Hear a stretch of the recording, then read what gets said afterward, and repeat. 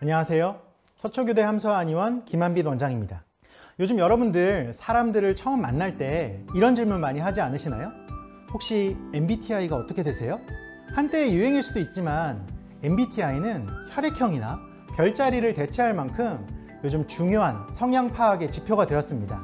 사실 한의학에도 이런 MBTI처럼 나의 성향을 구분하는 방법이 있는데요. 바로 사상체질, 사상의학입니다. 사상체질이란 이름에서 알 수 있듯이 사람의 체질을 태양인, 태음인, 소양인, 소음인의 4가지로 구분을 하고 체질적 특성에 따라서 진단, 치료를 하는 한의학 이론 중에 하나입니다.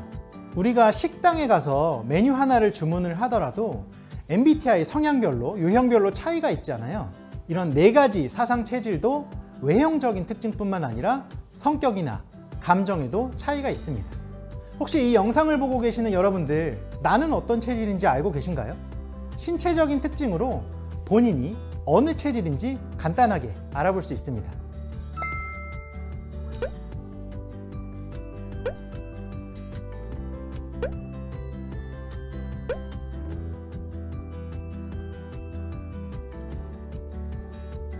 이런 신체적인 특징뿐만 아니라 평소 나의 성격이나 감정 이런 것들로도 체질을 알아볼 수가 있는데요. 사상체질이 아직 낯선 분들을 위해서 똑같은 상황에서 각 체질별로 어떤 성향이 나타나는지 알아보도록 하겠습니다.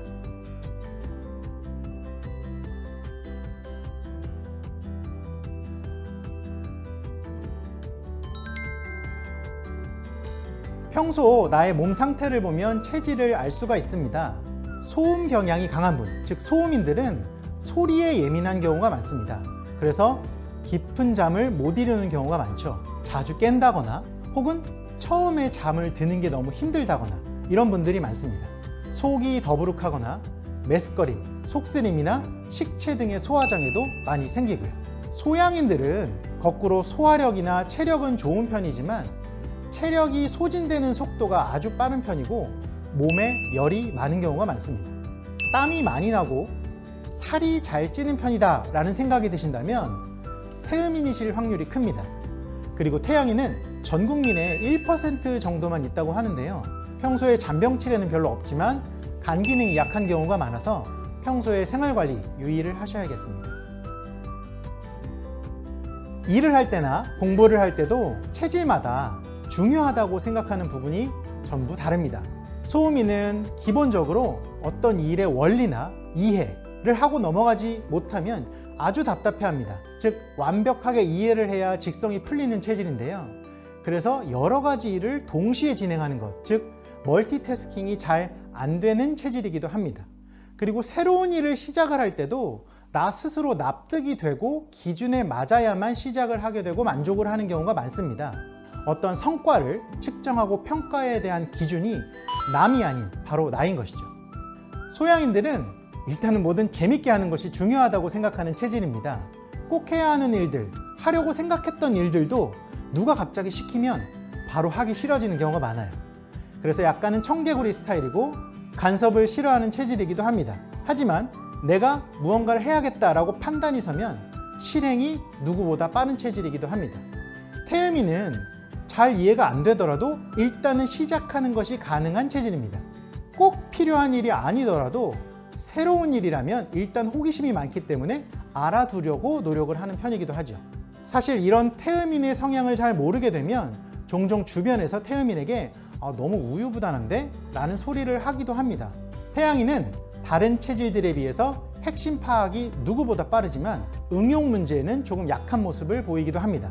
대신 문제 해결을 위해서는 아주 과감하게 덤비는 편이라서 주변에서 카리스마 있는 리더의 자질이 있다 라는 평을 듣기도 합니다. 혹시 사람을 처음 만날 때 여러분들의 모습은 어떤가요? 소음인들은 낯가림이 심한 편이지만 한 번 맺은 인연은 아주 오래가는 경우가 많습니다. 그래서 주변에 진짜 친구들, 찐 친구라고 하죠. 이런 분들이 많습니다. 소양인들은 눈치가 아주 빠른 편이기 때문에 다른 사람들의 감정 변화를 빨리 캐치합니다. 물론 내 감정을 표현하는 것도 아주 솔직한 편이죠. 그리고 다수에게 선택지가 주어졌을 때 가장 주도적으로 의견을 내는 체질이기도 합니다. 태음인은 일단 인간관계의 폭이 아주 넓습니다. 아까 설명드린 소음인들은 인간관계의 폭이 좁고 깊은 편이지만 태음인들은 아주 넓습니다. 친구도 많은 편이고요. 전화번호부에 수백 명의 전화가 저장이 되어 있기도 합니다. 하지만 인간관계의 폭은 상대적으로 얕기가 쉽겠죠. 태양인들은 처음 만나는 사람에게도 필요한 말을 하는 데 있어 망설임이 없는 편입니다. 직언을 스스럼 없이 하죠. 그래서 처음 만나는 상대방이 오해할 수 있으니까 내가 태양인이라거나 혹은 태양인을 상대해야 되는 사람이라면 이런 부분들을 참고하시면 좋겠습니다. 지금부터 말씀드리는 내용은 내 가족이나 친구, 동료들처럼 가까운 사이에서 의견 충돌이 발생했을 때 도움이 될 수 있을 것 같습니다. 상대방의 체질을 알고 있으면 어떻게 대응을 할지 대략 예상을 해볼 수 있으니까요. 첫 번째로 소음인들은 내가 바르다, 내가 옳다, 이게 맞다 라고 생각되는 부분에서는 끝까지 소신을 굽히지 않는 경우가 많습니다. 목에 칼이 들어와도 아닌 건 아니잖아 라고 말하는 경우가 많죠. 반대로 소양인들은 이런 성향은 별로 없지만 다툼이 발생하더라도 뒤끝 없이 끝나는 경우가 많습니다. 앞서 말씀드린 소음인들은 어떤 싸움의 앙금이나 그런 것들이 오래 가는 경우가 많거든요. 태음인들은 상대의 의견을 충분히 수렴을 해서 해결을 하고자 하는 노력의 의지가 강합니다. 태양인들은 태음인과 비슷하게 문제를 해결을 하려고는 하지만 상대를 배려한다, 조율을 한다기보다는 그냥 과감하게 직언을 하는 편이니까 태양인의 말에 너무 상처받지 않으시는 것이 좋습니다. 다른 뜻은 없습니다. 이렇게 생활 속 모습으로 체질을 판단을 하기 위해서 사례를 들다 보니까 약간은 일반적인 내용으로 보이셨을 수도 있을 것 같습니다. 하지만 내 체질을 상세하게 파악하고 있는 것은 한의학에서는 아주 중요한 부분입니다. 왜냐하면 본인의 체질을 파악하고 있다면 이에 따른 올바른 생활관리와 건강관리, 나아가서는 치료까지 진행할 수 있기 때문입니다. 기본적으로 타고난 체질, 부모님께 물려받은 체질은 변하지 않지만 건강하지 못한 태음인에서 건강한 태음인으로는 바뀔 수 있습니다. 거꾸로 건강한 태음인에서 건강하지 못한 태음인으로 바뀔 수도 있고요. 사람은 내 체질 한 가지만으로 평생 살아가기보다는 나와 다른 체질의 사람들의 장단점을 보고 배우면서 성장을 하게 됩니다. 이때는 마치 체질이 바뀐 것처럼 관찰이 되기도 하죠. 하지만 우리가 극한 상황에 몰리면 본성이 나온다 이런 말 많이 하잖아요. 이런 것처럼 몸이 아프고 컨디션이 떨어지거나 면역이 저하되어 있을 때는 딱 자기 체질로 아픈 모습이 나타나게 됩니다. 만약에 내가 내 체질을 알고 있다면 나한테 맞는 생활관리법을 숙지하고 있다면 도움이 되겠죠. 마지막으로 각 사상 체질별로 건강 팁을 짚어드리고 마무리하도록 하겠습니다. 소음인은 스트레스를 받으면 속이 바로 불편해지는 체질입니다. 평소에 적당한 운동과 소화기 관리가 그래서 필요한데요. 소음인이 땀을 많이 흘리게 되면 다른 체질에 비해서 체력 소모가 급격해지기 때문에 땀을 많이 흘리는 격렬한 운동보다는 조깅이나 산책, 요가 이런 것처럼 가벼운 운동을 해주시는 것이 좋습니다. 소양인은 소화력은 우수하지만 몸에 열이 많은 편이라서 열을 조금 내리고 기력을 회복하는 시간이 필요한 체질입니다. 소양인이 건강이 좋지 않을 때라면 인삼이나 홍삼처럼 열기가 있는 약재나 닭고기나 부추처럼 따뜻한 성질의 음식을 먹는 것보다는 시원한 성질의 해물, 채소, 돼지고기 같은 음식을 먹는 것이 건강에 도움이 될 수 있습니다.